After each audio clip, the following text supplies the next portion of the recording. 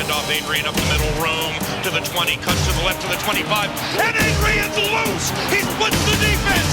50, 40, 30. Goodbye, baby. Touchdown! We bleed purple and our bones are gold. Hear the horns coming out of our dome. Behold, we are Minnesota Vikings fans.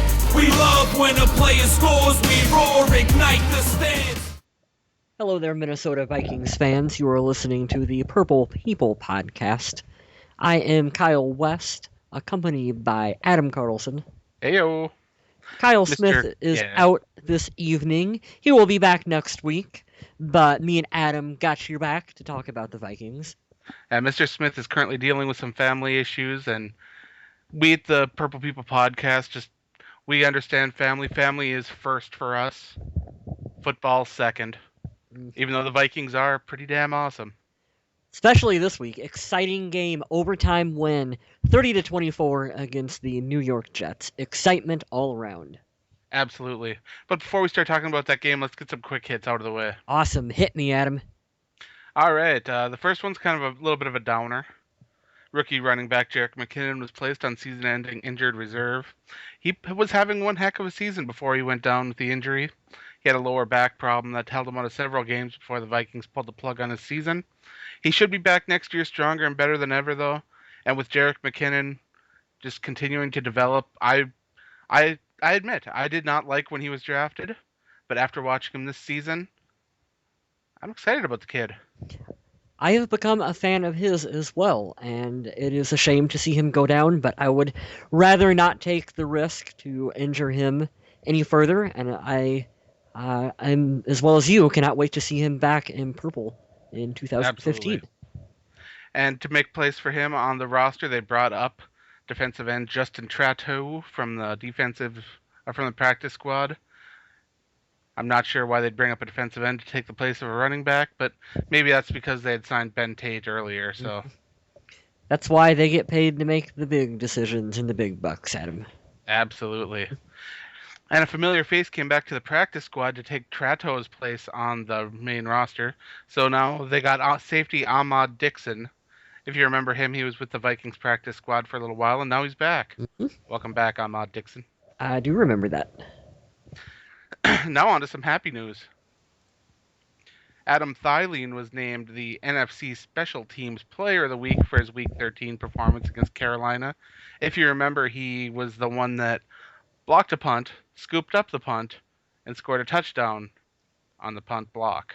The old scoop and score, very deserving for Adam. Glad to see him get the recognition that he deserves. Hard-working guy who's worked his way up to the active roster. Absolutely. And another guy that won an award was Teddy Bridgewater. He won the Pepsi Rookie of the Week award for Week 13 for his performance against Carolina. Very, very cool for Teddy. I was initially a little bit of a skeptic pre-draft of his, but man, oh man, has he ever won me over. And last week, that was, I think, maybe his best game as a pro against the Jets. It was, but I'll be a touch honest. I thought it should have went to Trey Mason. Yeah. I'm happy to see Teddy get it, though. I know that's not a popular thing to say, but and I love seeing Teddy Bridgewater win awards. I really do. But Trey Mason had one heck of a game. But the people have spoken. They did their voting. And Teddy Bridgewater brought home the award. I like the people. I agree with the people. Well, the people have another tough decision to make this week because Bridgewater is nominated for the award again. I vote for Teddy again. I know I did. He's got some tough competition, though. I think this week it's between him and another rookie quarterback, Derek Carr. Ooh, definitely vote for Teddy. And Bridgewater's up for another award, too, with the GMC Never Say Never moment of Week 14 for that nice overtime victory. To me, I think that was more of a Jarius Wright and team blocking. And it's hard to put one individual out there. But from what I understand, that play was an audible that Teddy Bridgewater checked into when he saw that the side was overloaded and they didn't have the number of defenders over there to match the number of blockers. So maybe it was something that Teddy Bridgewater... To me, I'm surprised they're letting him audible.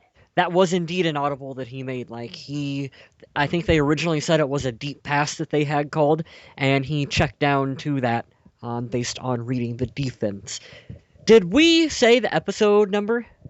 Nope, we sure did not. We probably should do that. Are you sure? We'll just skip it this week. Okay. No episode number. No episode name. Episode number question mark. That's right. Now, for you guys out there, it's episode number 129. And the title of this week's episode, at the request of Mr. Kyle West, is Purple Money. Based on a very loud audible that Teddy made. I know a lot of you guys picked up on that on Twitter. He made the purple money audible and then raised both hands and did the Johnny Manziel cash sign. And I know a lot of people were a fan of that. So there you go. Show name for the week. The Purple Money. Purple money. Anyway, what else do we got for quick hits? I got one more. Okay. The Vikings are still alive in the playoff hunt. Did you know that? Very slim chance. I 0.009% or something like that, right? Let me lay out the scenario that's got to happen here. Oh, God. Okay, so Minnesota has to win their last 3 games. They got to win out. They got to beat Detroit, Miami, and Chicago. Sunday Night Football, there'll be a game between the Cowboys and the Eagles. Whichever team loses that game has to lose the rest of their games for the season. Seattle has to lose their last 3 games of the season against the 49ers, Cardinals, and Rams, and all 3 of those teams are playing some good football, except for the 49ers, but they're getting a big defensive stud back this week, so those could be interesting games. And the 49ers must beat the Seahawks and the Chargers, but lose to the Cardinals in their season finale. I already forgot half that stuff that needs to happen. So the way to look at it is next week, you should be cheering for the Vikings Seattle to lose against the 49ers. And that is the major one for next week. Okay. If the Vikings win and the 49ers can defeat the Seahawks, the Vikings will stay alive in the playoff hunt.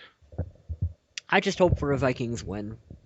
Nothing more than I'll just take a Vikings win. Well, what's nice is that the Vikings have already passed last year's win total. Mm-hmm. Last year they only had 5. This year they're already at 6, and they're dealing with just a myriad of injuries. Yep. It's although Mike insane. Zimmer was asked a little bit about matching last year's record in his press conference, and he basically said that he could care less. Like, he's trying to build a championship caliber team, and like being 7-7, like that does not matter to him at all. Like, we're here to win, and being average will not cut it in Minnesota. Love that attitude from him. Absolutely, he is a coach that wants to win. That's for sure. Yep.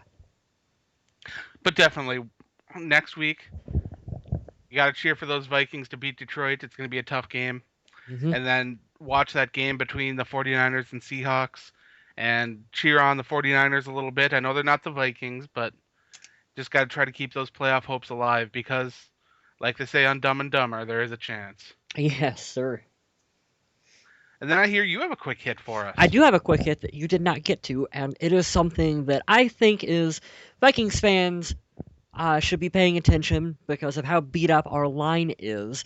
The Chargers waived former Minnesota Vikings guard Jeff Baca from their active roster. That was on the 8th, and he cleared the waiver wire. So Jeff Baca is out there in case the Vikings were to reach out to him to bring him in either to the practice squad or active roster, or you never know what they could do. And I know me and you were both a fan of Jeff Baca. I lost track of him along the way, though. I thought he was in Cincy. That he ended up with the Chargers recently. Wow. He's had a lot of different stops here as of late. And Bouncing around a little bit. Mm-hmm, he's currently out there, and like I say, that's just something to maybe keep an eye on for the Vikings. That's true. The lack of depth at the offensive line is a little scary. Mm-hmm. But let's get into the game because, heck, that was one hell of a game. Yeah, it was definitely. It was a fun one. Before we start talking about stats and players and all that stuff, we'll give away our Game Ball and Donkey Awards. Okay. I'll go first because I know that you don't have my Game Ball. Because we talked about it before the show. You cheated a little bit. A little bit of a spoiler there. Mine goes to Gerald Hodges for that interception return for a touchdown off that first Geno Smith throw. It's so nice to see the defense stepping up in places that you don't expect. Gerald Hodges was subbed in for Anthony Barr, who was dealing with an injury, and he came in and played at a high level, especially early on. Excellent play. Fantastic to get points on the board right away. Mm-hmm. Gerald Hodges gets my game ball. And it's very indicative of the Mike Zimmer defense to have a guy like that step up and make a play because, let's face it, Hodges is not a, quote, big name guy on the Vikings defense, but there he is out there making plays for the team. And that is... And I got to say, I'm kind of understating it because Mm-hmm. the interception was pretty amazing. Yeah. He was running one way and he reached back the other with his arm and grabbed it and pulled it in. It's really a very athletic and pretty crazy interception. So a little bit more props go to him on that because I know I couldn't do it. Yeah, that's...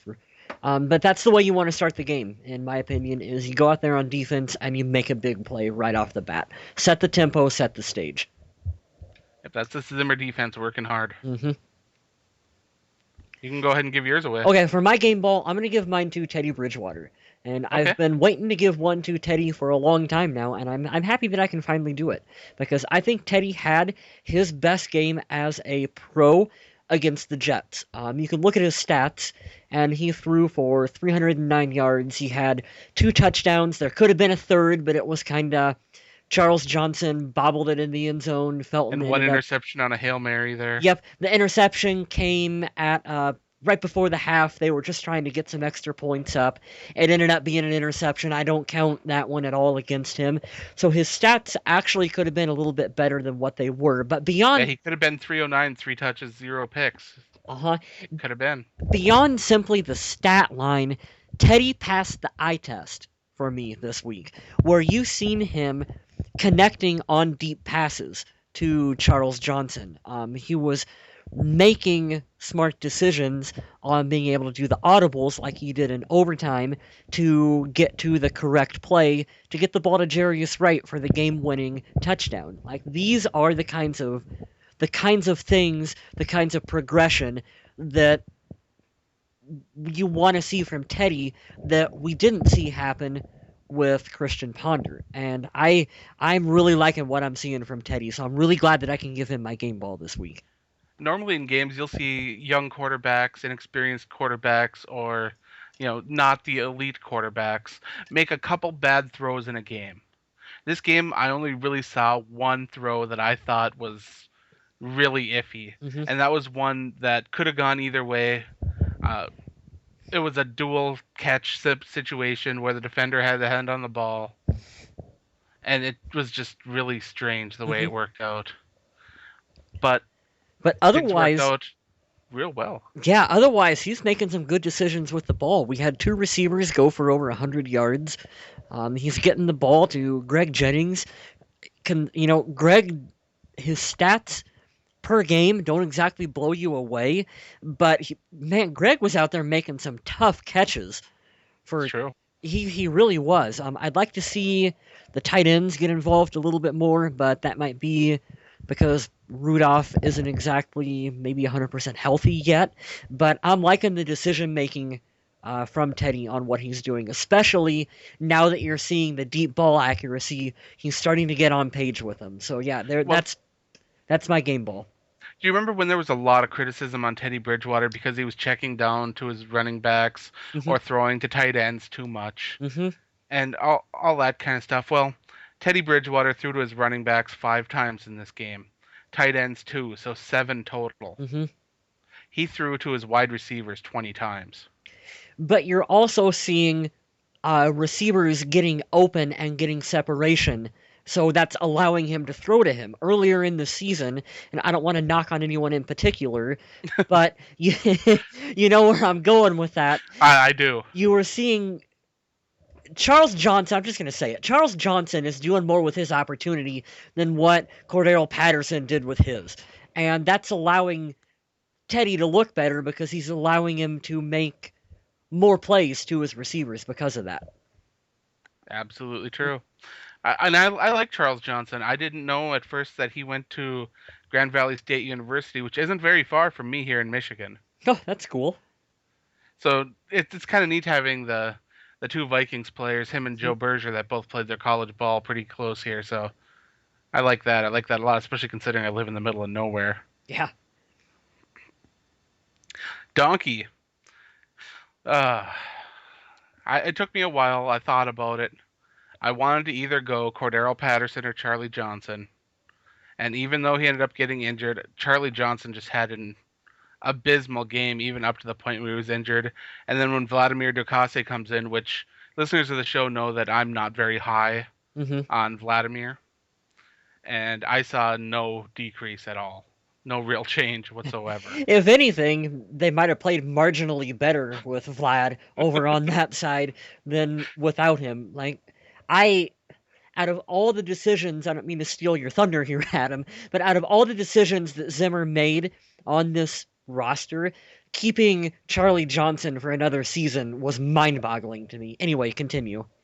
Well, he can only do what he can do for the people he's given, Yeah. and I know that the Vikings felt good about getting the draft pick a Yankee, and he hasn't developed the way that they hoped he would, and things didn't work out in camp with guys like Jeff Backa and some of the other guys. So I can see how the Vikings tried to get competition at that position, but guard should be a major thing. And I think that if the Vikings can improve the play at the guard position next to Matt Khalil, I actually think you'll see Matt Khalil playing better. I hope so. It's not like he can play much worse. Matt Khalil actually wasn't that terrible in this Hmm. game. So that's a compliment, I guess. You know, I completely forgot who I was going to give my donkey to. Oh, wait a minute. Matt Khalil did play kind of bad with all the penalties. Yeah, he had the His play wasn't bad, but he hurt the team with penalties. He's now the NFL's most penalized offensive lineman. yeah, So he had the penalties, and then he had the play where he got completely blown by that allowed the safety on Teddy, right. which was not good No, but at overall all. his game wasn't Yeah. too bad. Not Charlie Johnson bad anyway. Hmm. I can't believe I don't remember who I was going to give my donkey to, Adam. You said that it was going to be a group of people, I thought. I don't remember. So let's just continue on. So let's give it to Cordero Patterson or Kyle Yeah, Rudolph or Matt Asiata. There's plenty of guys to pick. yeah, Asiata. Well, he had 54 yards, but they ran him way too much. Um, Zimmer even talked about that in his press conference, where he was pretty open about the fact that he wants to see more balance between the backs next week against Detroit. Is that, they ran Asiata too much, and they need to do a better job of getting Joe Banyard and what's his name, Ben Tate, Yeah. involved in the run game. But the one thing I will say is that I do like looking at the stat sheet, even though, with that said, they got Asiata involved. They had Jarius involved on an end around. They did get Tate in there 3 times. They had Banyard once. Teddy had his scrambles. They had one for Patterson. So in theory, they have a lot of people involved. They just need to do a better job of getting even amounts to them involved. So look forward to seeing a more even distribution among them moving forward. Yeah, Matt Asiata's 2.8 yards per carry is just not It's going to cut it. no, it's not. Not going to cut her at all. Hmm. Ben Tate only had 3 carries and picked up 15 yards, and that looks a lot better. Even Joe Banyard's 1 carry for 9. Hmm. And then you got Cordero Patterson, What I don't, who could have very well been a donkey. yeah, 6 yards on 1 carry, no targets, no catches, 1 fumble lost. And this is a guy that the Vikings traded up for. They actually gave up quite a bit to go and get him because of the potential they saw in him. A lot of people are questioning his effort at this point, which I'm not going to go that far because I think that the offense might be a little hard to pick up. And hopefully we'll see that click for him and he'll be back here and playing at a high level again because he could be a very productive player in this offense. hmm Things just have to start working for him. well, I remember us even saying on the show is that he is a project player that the Vikings drafted in the first round based on his potential. And Right. I think we, as a whole, Vikings fans, got ahead of ourselves when he had a pretty decent season.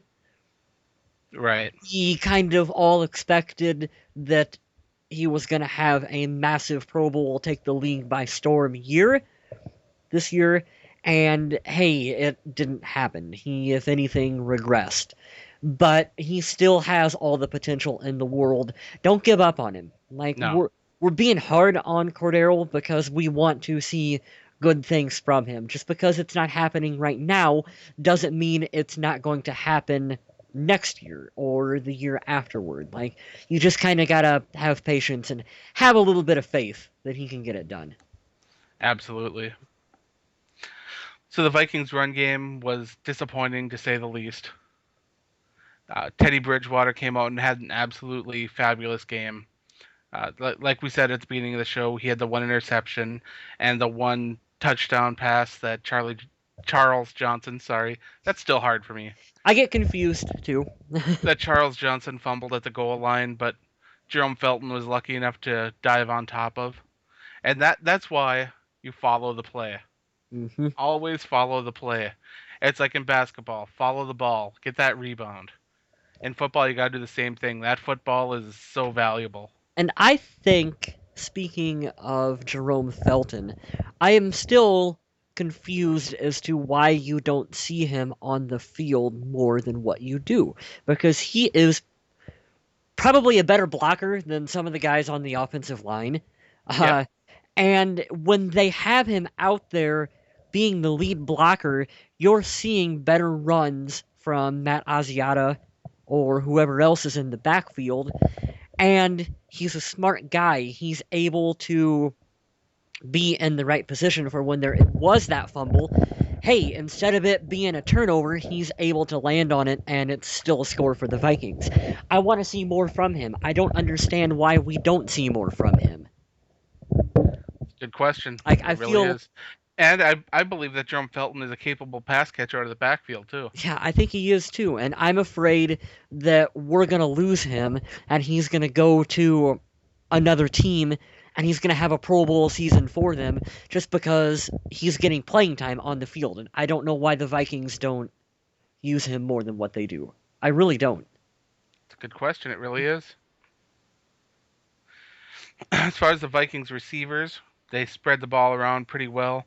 Charles Johnson got 8 targets, 103 yards. Jarius Wright had 5 targets, Hmm. 123 yards. I think I already said that. Charles Johnson had 103. Yeah. Either that or I read them twice in my head. I don't know. Ugh. Both of those guys scored touchdowns anyway on 4 catches. It kind of concerns me that Charles Johnson only hauled in half of his targets, caught 4 of the 8, but Hey, hey, he still went over 100 yards, had a touchdown, should have had a second. yeah, You're seeing him develop chemistry with I almost said Cordell Patterson, but that's the guy he replaced. it's true. You're seeing him develop chemistry with Teddy Bridgewater. I like this is a breakout game in my opinion for Charles Johnson. I like what he brings to the team. It's fun to see him develop as a receiver. It's gonna sound weird to say, but the more I watch Charles Johnson, the more I see Andre Johnson. Oh, that's an interesting comparison. Because Andre Johnson isn't that guy that he's not going to come out and blow you away with his speed like Percy Harvin does. hmm He's not the 6'4" target that Megatron is that can jump up and just catch stuff. He's that capable catcher that's going to be open and he's reliable. And honestly, when Matt Schaub had a connection with him back in the day, they were a deadly combination. hmm And to be honest, Matt Schaub kind of sucks. uh-huh. So that's what I see when I see Charles Johnson. I see a young Andre Johnson developing there, and I don't want to get too far ahead of myself because I know that this is really his first real season after spending last year dealing with knee problems. So Charles Johnson, if you're listening to this, man, I see your potential is through the roof, and I'm comparing you to a possible Hall of Famer at this point in your career, and I shouldn't be doing it, but I can't help it. Hey, I'm that excited about him. I agree with you though. I mean, I see a young guy who's got a lot of potential, who's growing with our young quarterback, and you're seeing someone who is stepping up and taking advantage of an opportunity. And when you're a team like the Vikings, who you're trying to build for the future, you're trying to develop talent and see who wants it. That is what you want to see. Is you want to see guys like Jarius Wright, like Charles Johnson, and Greg Jennings go out there and make the most of their opportunities on the field. That is what you want to see. And Vikings fans are out there right now. They're all clamoring for a wide receiver with one of their top picks. Mm-hmm. But who do you want to see go? I mean, you're already looking at Greg Jennings, Charles Johnson, Jarius Wright. I don't want any of those guys to go anywhere. Nope. You want to hang on to Cordero Patterson because you invested so much and he does Mm-hmm. have so much potential. So you can't really get rid of him. Then you got an up-and-comer in Adam Thielen, who's a big contributor on special teams and is a great wide receiver 5. Mm-hmm. I don't see a spot for another wide receiver on this team. Yeah, there's really not. I mean, not unless you're willing to give up on Patterson, which, like you said, at this stage you don't do that.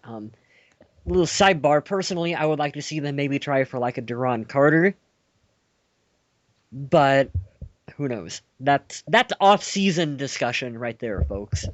It is, and it's a little early to be talking draft or stuff like that because, heck, the Vikings are still mathematically in playoff contention. Yeah, season's still on, ladies and gentlemen. We still got games to play. But speaking of games to play, there's one player on the Vikings that could have easily gotten another Donkey Award. Who's that? Blair Walsh. That was one uncharacteristic miss for him. The one that he pulled off to the side big time. Yeah, he had 2 misses in the game. Yeah. His only field goal make was from the 20. Mm-hmm. Otherwise, he had 3 extra points. This isn't the Blair Walsh we know and love, folks. I don't know what's going on here. I don't know if he's dealing with a leg injury or if there's some sort of miscommunication because the ball seems to be planted well by Jeff Locke. I don't understand where the problem's coming in here. Yeah, I don't know either. I guess he's human, so every now and then you're gonna have a bad game here or there. But in the grander scheme of things, I am not worried about Blair Walsh. Like I still view him as one of the top kickers in the league. So I have all the faith in Blair Walsh. I really do. It's a little early to be worried, but it's something that's notable and to keep track of in the future because if he continues on like this, you have to believe that there's something wrong. Mm-hmm. But meanwhile, the other kicker on the team, Jeff Locke, had a fantastic game. 3 punts, averaging nearly 50 yards a punt, one of those landing inside the 20.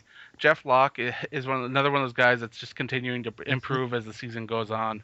And like I've harped at for a while now, is it really helps when you look at the number of punts, and he was only asked to do it 3 times. Yeah. Like, these games where the offense couldn't get going, and you've got Locke out there punting 5, 6, 7 times, 8 times a game, like, that's outrageous. Like, you look at the stat sheet, and you had him punt 3 times, and he had a good net average of 45 yards per punt.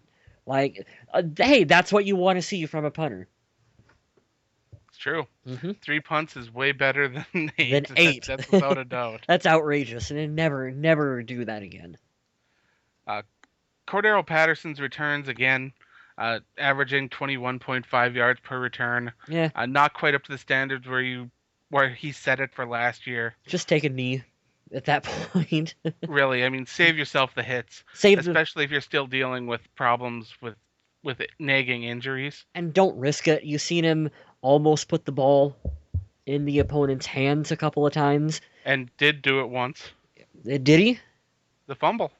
Oh, yeah, that's right. I actually forgot about that. So, yeah, it's like just take a knee. Don't risk it. Don't put the offense. Don't put Teddy on a short field. Don't give the ball to the other team. Like, just unless the seas have parted in front of you, just take a knee. I'm fine with getting the ball on the 20. Absolutely. And then let's talk about the defense. Okay. Because they couldn't cover. Xavier Rhodes Every week he's impressing me. Well, Xavier Rhodes could cover. Everyone else, not so much. I can't believe the development of Xavier Rhodes. I know I harp on it every week, but seriously, every week he is super impressive. Well, I can't believe the development that he's had under Mike Zimmer. I've given this speech several times already, so I'll leave it at, wow, he's becoming an NFL baller. you guys remember back to we were talking about training camp, because I seen it. He was Mike Zimmer's pet project out there on the field. You seen him in camp. They would run a play, and Zimmer would call him off to the sidelines, and he would be coaching him up, and then they'd go out there and they'd run it again, and then he'd pull him off to the sides, and he'd coach him up again on it, on technique, because he's seen the potential in it. And hey, guess what? You're seeing the payoff. You're seeing it pay off right now in the way he's playing. Like, he is turning into an excellent corner for the Minnesota Vikings. So true. Chad Greenway, 11 total tackles, 7 of them being solo. Brian Robinson, Everson Griffin, Harrison Smith, all getting a sack. The defense really all the way around. Although when you watched the game, you thought that they were bending a lot, but they actually played a pretty solid game. Jasper Brinkley added 8 tackles, 5 of those solo. We had Robert Blanton, 11 tackles. Although as a safety, he isn't doing as well in coverage as you'd think. He is playing as a thumper real well, stopping the long plays, keeping those from developing. And Robert Blanton, at the beginning of the year, I said the Vikings would be looking for a safety in the draft early. With the way Robert Blanton is playing, they might not have to. That is no longer a top priority. I never thought I'd say that with Robert Blanton filling in there, but I know, yeah, he is. I know that Zimmer wasn't too, even though we won, he was still really ticked off after the game because he expected more from this defense against the Jets than what they were able to do. Now, he clarified Monday that, of course, he's happy anytime the team gets a win, but his expectations are higher than just simply winning. Like, he thought that they should have done more, and he expected more in coverage than what they were able to do. So that's an area that he is still looking to improve upon. Like, even though, some of us look back and we compare it to, well, where we were last year versus where we are now, and, we can rationalize. He is still looking at this and going, no, be better than what you are. Like, he wants to see the team improve, because to be a championship team, you can't just be complacent with the fact that, well, we were able to squeeze out an overtime win. Like, you want to go against a team like the Jets, which were a 2-win team, you want to blow them out. And that is what he was expecting this defense to do. And while we're talking about coaching, let's talk about the other coach that was in major contention to be Minnesota's head coach, Jay Gruden. All right. Jay Gruden is now in danger of losing his job in Washington.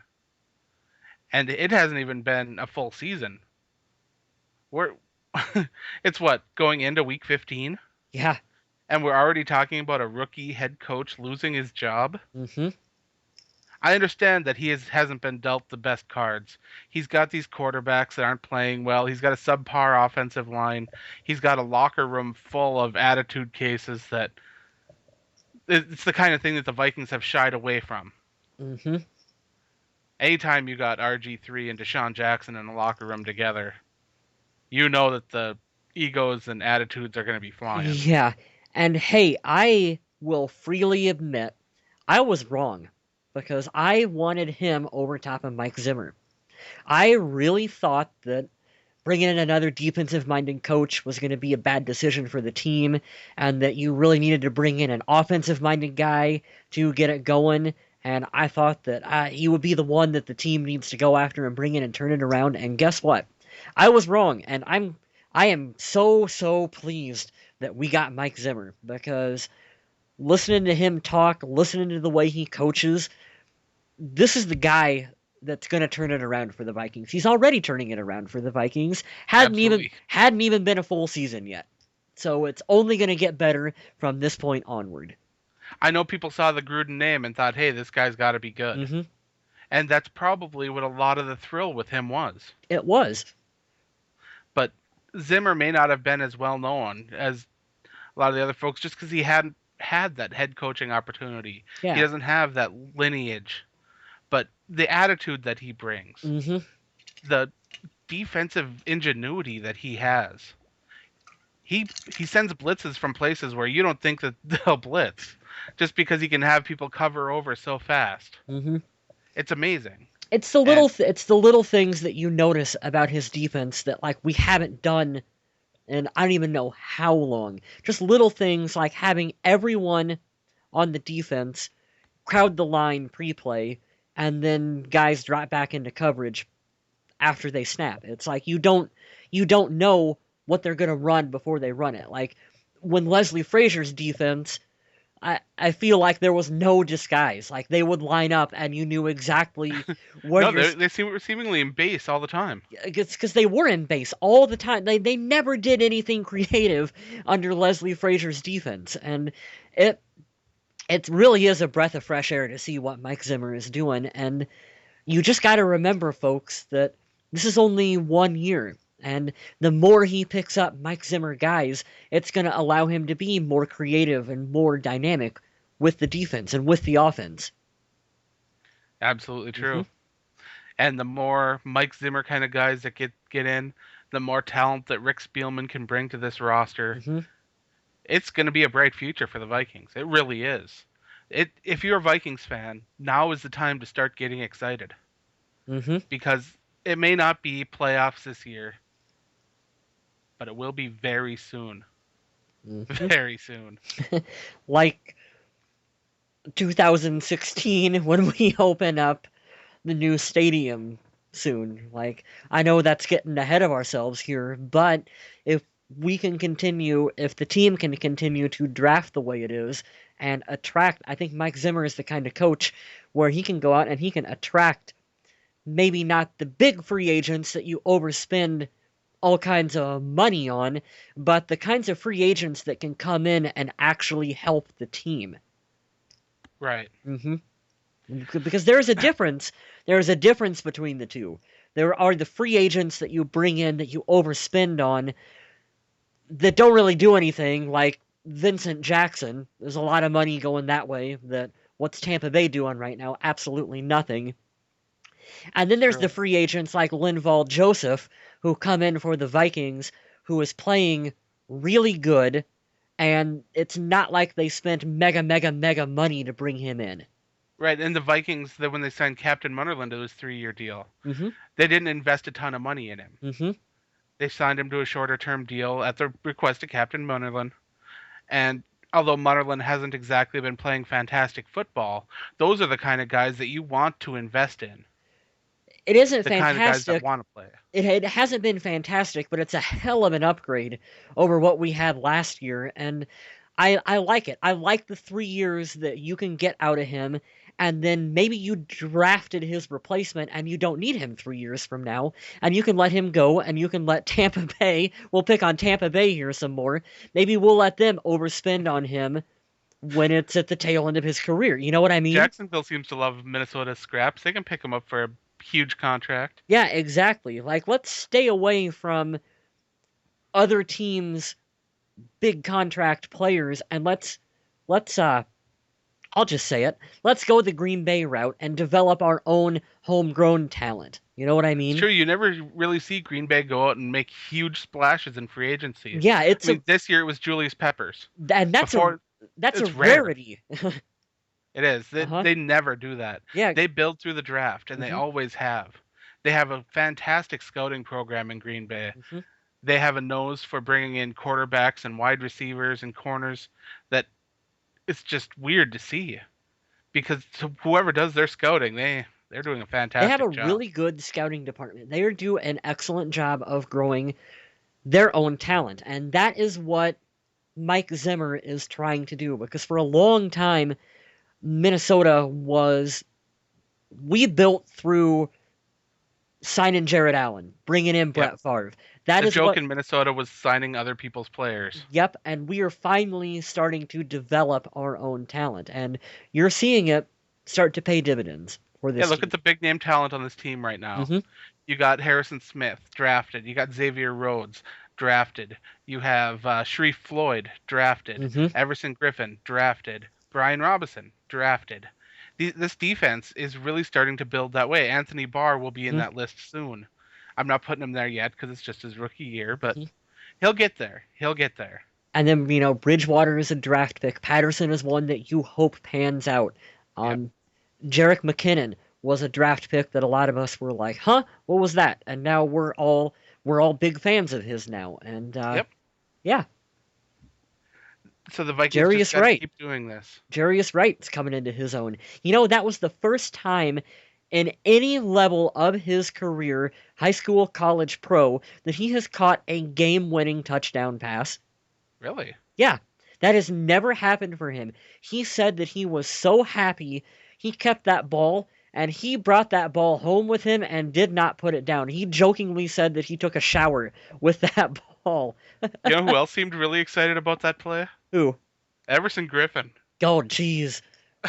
Yeah, his post-game press conference, you shared it with me, Adam, was just can you even I can't even describe it. Can you That describe it? post-game interview was so much fun.